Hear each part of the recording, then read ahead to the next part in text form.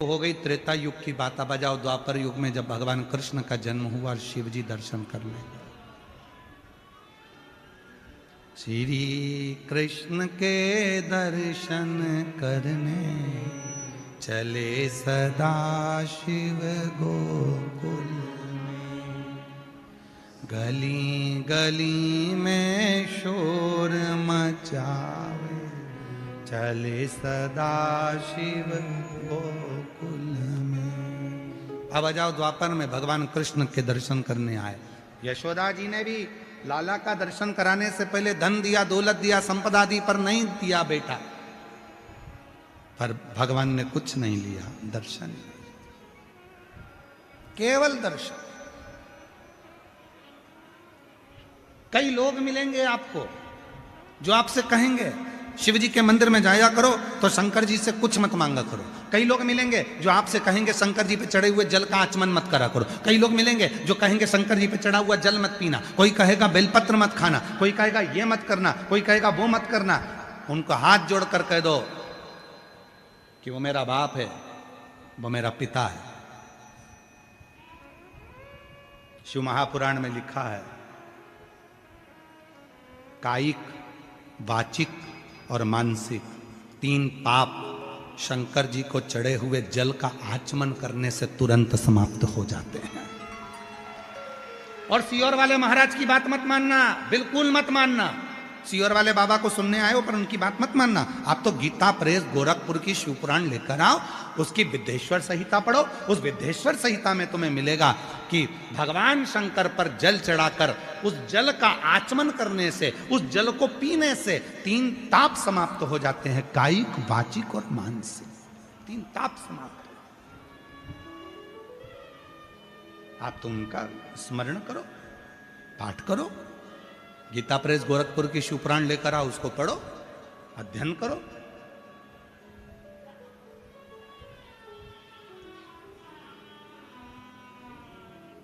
जरूरी नहीं है कि तुम हमारी बात मानो, बिल्कुल मत मानो। आप तो पढ़ो, अध्ययन करो, स्मरण करे। और जितने शिव भक्त इस जयपुर की पवित्र धरा पर सारे पंडालों में बैठे हुए हैं, उनसे भी, और जितने आस्था चैनल पर सुन रहे हैं, जितने फेसबुक यूट्यूब पर सुन रहे हैं, जितने सोशल मीडिया पर श्रवण कर रहे हैं, उनसे भी निवेदन करूंगा, जिस दिन तुम्हारा भरोसा पक्का हो जाए कि कोई मुझे नहीं देगा, देगा तो मेरा बाप, मेरा शिव देगा, उस दिन शिव की शरण में जाओ। पड़ोसी को कितना भी चाय पिला लो, पड़ोसन के घर के कितने भी बर्तन धो लो, पड़ोसन के कितने भी अचार खिला दो, पड़ोसन के घर की माता जी को कितनी भी साड़ी पहना दो, पर पड़ोसन के पास करोड़ों का धन होगा पर वो अपनी प्रॉपर्टी तुमको नहीं देगी। मेरी बहुओं से निवेदन है, मौसी सास को कितना भी तुम पांव पड़ लो, मामी सास के कितने भी पांव पड़ लो, चाची सास के कितने भी पांव पड़ लो, ताई सास के भी कितने पांव पड़ लो, पर वो तुम्हें सोने की चैन नहीं देगी। सोने की चैन भले सास से कितना भी झगड़ा हो जाए, लड़ाई हो जाए, पर आखिरी में जब बंटवारा होगा तो सास की सोने की चैन तुझे जरूर मिलेगी। वो ताई सास नहीं देगी, वो चाची सास नहीं देगी, वो मौसी सास नहीं देगी, वो मामा ससुर नहीं देगा, वो पड़ोसन नहीं देगी, वो रिश्तेदार नहीं देंगे, वो कुटुंबी नहीं देंगे। आखिरी में वो चैन तुझे, तेरी सास की तुझे ही मिलेगी। भले वो लड़ाई हो, झगड़ा हो, कितना भी विवाद हो, पर देगी वही। उसी तरह तुम सब दूर घूम कर आ जाओ, आखिरी में शांति, वैभव, धन, दौलत, संपदा और जीवन का सुख कहीं नहीं मिलेगा। वो मिलेगा तो शिव की शरणागति में ही मिलेगा, शंकर के पास। तुम पूछो मत पूछो, तुम जल चढ़ाओ मत चढ़ाओ, तुम श्री शिवाय नमस्तुभ्यम बोलो मत बोलो, तुम पंचाक्षर और नमः शिवाय बोलो मत बोलो, तुम ओम नमः शिवाय षडक्षर बोलो मत बोलो, पर आखिरी में पाला उसी से पड़ेगा। अंत समय प्रभु आना, अंत में पाला उसी से पड़ने वाला, किसी दूसरे से पाला नहीं पड़ेगा। पाला उसी से पड़ेगा।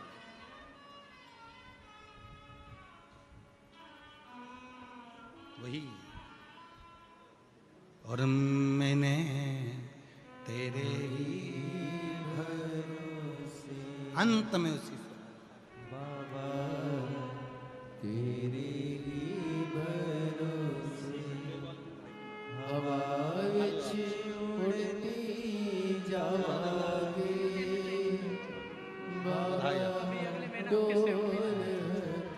आप ही के भाई का नौकरी लगा है, अभी उदयपुर ट्रेनिंग में है। एक बार जोरदार ताली बजाओ प्रीति खंडेल।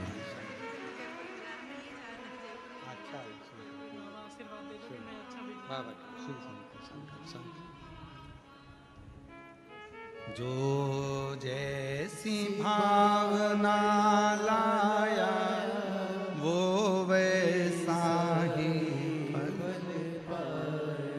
नहीं, खाली उसे लौटाया वो मन ही मन हर्ष, और कर दिया माला माल काशी वाले, लुटा दिया भंडार काशी वाले।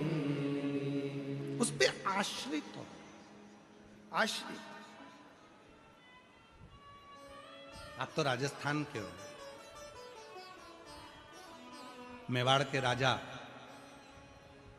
बप्पा रावल जी,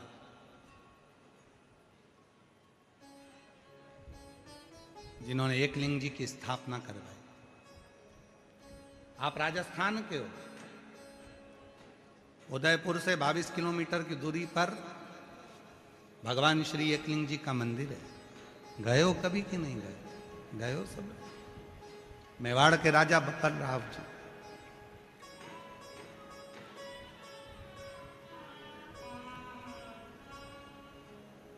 ध्यान देना, जब मेवाड़ पर आक्रमण हुआ, वहां के महाराज ने अपने पुत्र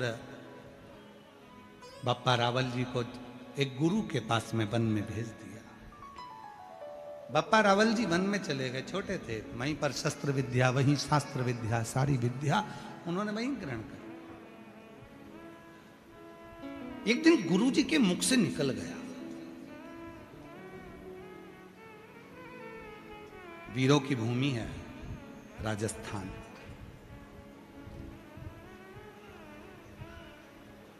यहां की भूमि का जल ही ऐसा है कि यहां का बच्चा हो चाहे बूढ़ा हो, वो वीरों की ही मौत मरता है। उसमें वीरता का गुण होता है। वीरों की भूमि है राजस्थान। बप्पा रावल जी छोटी सी अवस्था थी, 7-9 वर्ष की, और रावल जी, बप्पा रावल ने वन में अपने गुरु के मुख से सुन लिया। गुरु जी बोले कि जब व्यक्ति बहुत संघर्ष करता है और उसको कोई लक्ष्य नहीं मिलता, तब वो शिव की शरणागति ग्रहण करे। ये बप्पा रावल जी ने अपने गुरु के मुख से सुन लिया, शिव की शरणागति ग्रहण करे।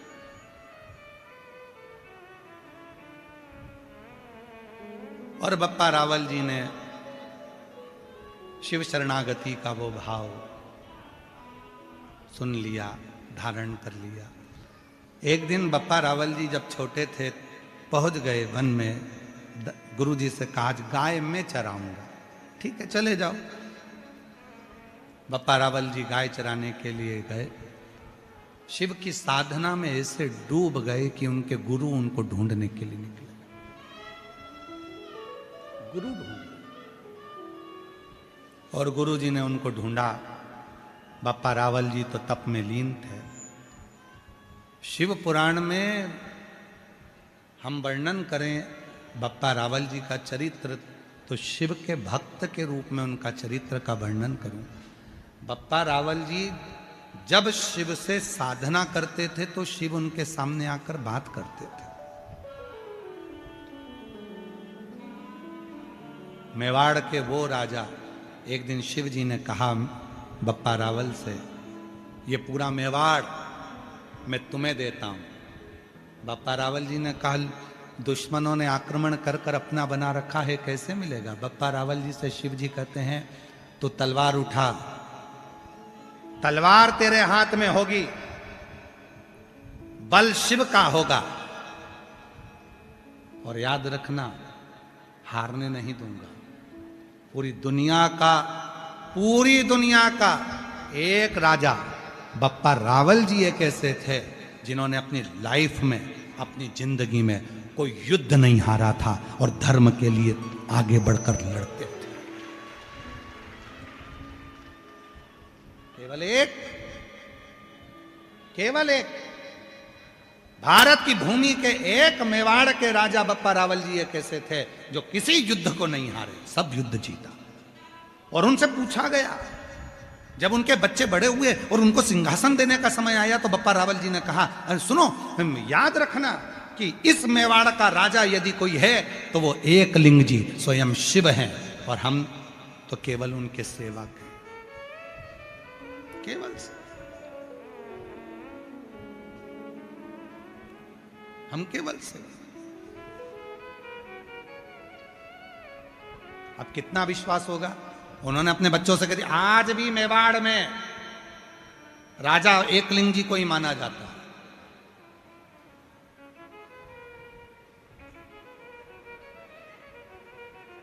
कितने भक्त होंगे बप्पा रावल जी, जिस समय पर प्राण छोड़ने का समय आया तो शिव की साधना करते करते शिव में ही समा गए। शंकर